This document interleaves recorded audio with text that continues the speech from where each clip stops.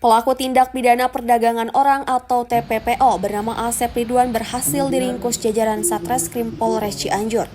Pelaku yang terlibat sebagai perekrut ini mengiming-imingi korban yakni akan dipekerjakan di sebuah perusahaan swalayan di negara Kamboja dengan gaji cukup besar. Namun, kenyataannya korban dijadikan sebagai seorang scammer dan admin judi online di negara Kamboja. Setelah beberapa bulan kemudian, korban merasa tertekan dengan pekerjaan tersebut karena dilakukan secara tidak manusiawi. Hingga akhirnya korban meminta dipulangkan karena sudah tidak tahan dan jatuh sakit, hingga akhirnya korban meninggal dunia. Seperti yang telah diberitakan tahun sebelumnya, yang sempat viral, seorang ayah meminta tolong kepada Presiden Jokowi dan Menhan Prabowo agar bisa memulangkan jenazah anaknya yang telah menjadi korban TPPO yang dipekerjakan tidak manusiawi di negara Kamboja. Lantaran jenazah korban sempat tertahan selama lebih dari sepekan di rumah sakit Kamboja. Sedangkan perusahaan tempat korban bekerja tidak mau bertanggung jawab. Sebelum meninggal, korban juga sempat berkomunikasi dengan pihak keluarganya.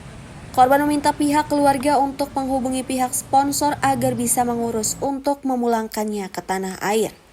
Setelah dihubungi, oknum sponsor pun meminta uang sebesar 45 juta rupiah kepada pihak keluarga untuk pengurusan kepulangan korban yang sedang sakit.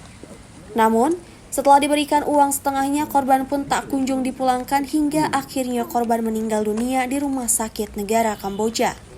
Sementara menurut Kapolres Cianjur dalam pengungkapan kasus TPPO tersebut, pihaknya telah menangkap seorang terduga pelaku bernama Asep Ridwan yang terlibat dalam kasus TPPO dengan kasus korban telah meninggal dunia pada bulan November 2023. Pelaku AR ini merupakan perekrut pekerja migran Indonesia yang kerap merayu korban akan dipekerjakan di beberapa negara dengan gaji besar. Penangkapan tersangka ini berdasarkan adanya laporan dari orang tua korban karena tersangka dan kawan-kawannya telah menjadikan anaknya sebagai korban TPPO.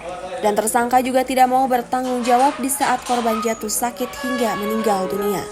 Setelah kita lakukan penyelidikan, dapat kami tangkap dan amankan salah satu yang diduga terlibat dan sudah kita tetapkan tersangka bernama Asep Ridwan.